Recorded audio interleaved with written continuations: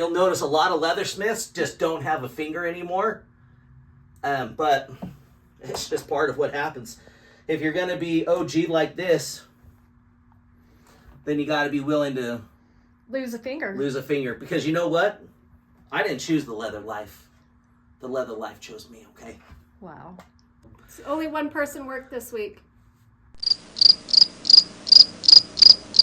Again. Guess who got to do fun things? So this week we have some pretty great stuff planned. So what we have planned this week is we were hired, and I can't believe they hired us. I know, amazing. We had a country club hire us to do some custom rails. Well, we're covering some custom metal rails with leather. And then what we also have going on this week is we have progress on the Fink patch for the back of that kid's leather jacket. Yep. And we also have, I started a gun holster and a gun belt, but we have some progress on that we'd like to show when we're doing it. What else are we doing this week? I think that's about it for this week. We didn't really have, I had a busy week outside the shop, which I forgot to film. Well, you'll see. I do know that it's the raddest day of the week. I'm running out of ways to say Monday. Monday! Monday! Help me out. Give me a Monday! Comments. So, it's Monday, the day that we upload our videos. Best day of the week. It is the best day of the week. Well, I'm Byron. I'm Candace. Let's get into something rad. We were commissioned to do a, I think it's either a restaurant, a custom house. Or a hotel, I thought. A Bannis? No, it's like a golf course or something. Anyways, we were commissioned to hand wrap metal railings. And the interior of it kind of looks like an old cabin. And so it's pretty rad. So we have our Kodiak leather. I've already trimmed up the one side. And now I'm halfway through trimming the pieces that we need. And then we'll punch holes. Candace probably has 1,000 and something holes to punch. Yes. But then we'll hand stitch it on the railing. And so we'll get to that when we are done with this. But for right now, you guys get to see how we hand cut all of our leather. So with us, we like to be as much a part of the process as we can. So we try not to do a lot of machinery. And with that, that means we're hand doing a lot of things. Now, stitching's a little bit different. Stitching takes forever. So if it's like a motorcycle seat or a bag or something like that, then we do it by the machine. But this, unfortunately for Candace, all has to be hand stitched out. I love hand stitching. I really do. She says that, guys. Give me about 300 stitches in and we'll talk. And then I've already gone through and done my measurements, lined it all out, so I know where everything needs to be. So it makes it pretty easy. And then when I'm cutting long lines like this, I tend to use this roller blade. I don't know if that's what it's I really like to call it called. the pizza cutter, but I rename everything. That is true. So there's one piece. They're about 9 feet long, little over. So we'll get that. Now to get this last piece.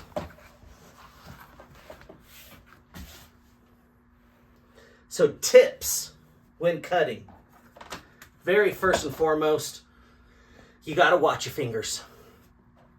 I have personally cut myself pretty good with this round. No, it's not a round knife. It's a pizza cutter. It's a pizza cutter.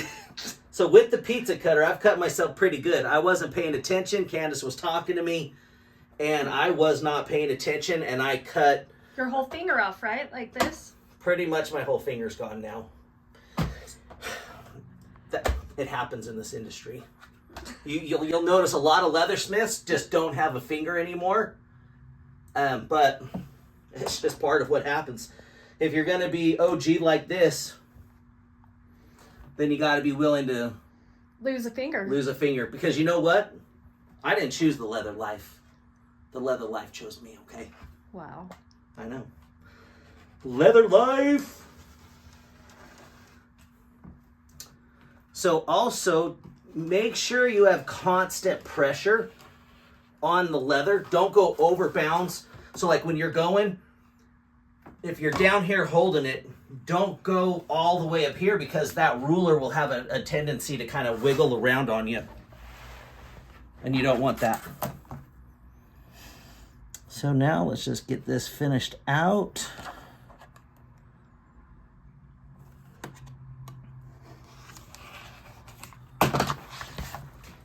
Perfect. We got two more pieces, so that makes a total of 4 that are 9 feet-ish long. The other one's already in my office. Now Candace has to line them and punch holes.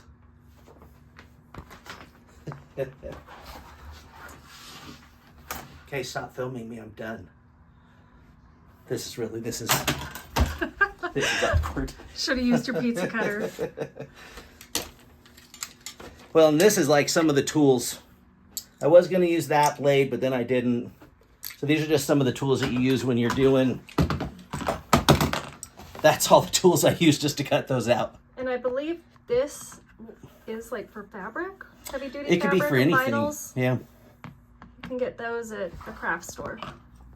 Like if you were in a gang, you could use that to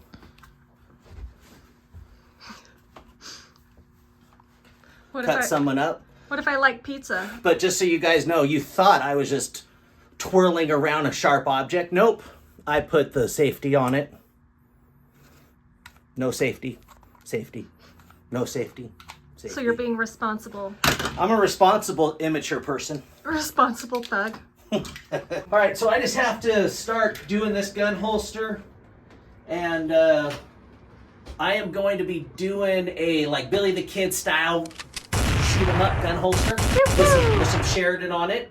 Hey, we got a pro tip here. So if you're ever struggling with your beveler doing your lines, one of the things that you can do is you can get your leather strop with your jeweler's rouge on it and run that along the leather strop. And then I just barely clean it off. But what that's going to do for you is that is going to allow your beveler to just run super smooth against that leather.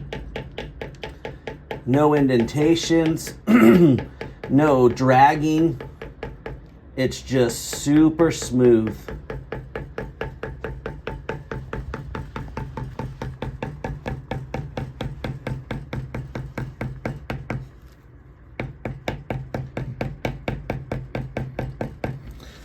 Pro tip of the day for you. A lot of people have had questions about the background. This is the waffle stamp that I use, but I just find the negative space. And so there's all this negative space over here. So I'll just kind of start on these corners and I'll just fan it out. And then I bring it in on the other side, kind of hammer it down. And so you just want a consistent pattern in there. And so we have some negative space right in here. So we're just gonna kind of go around the leaves here.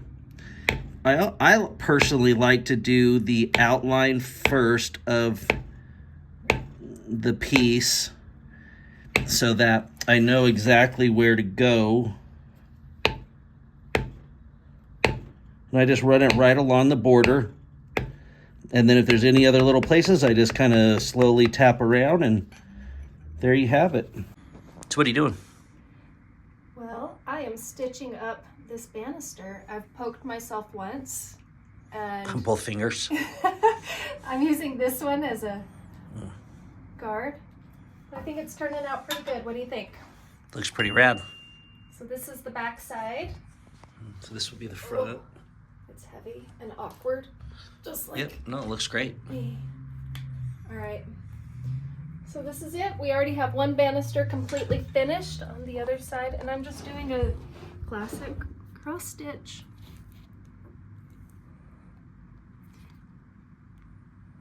It's time consuming, but I really enjoy it, and it's gonna look rad.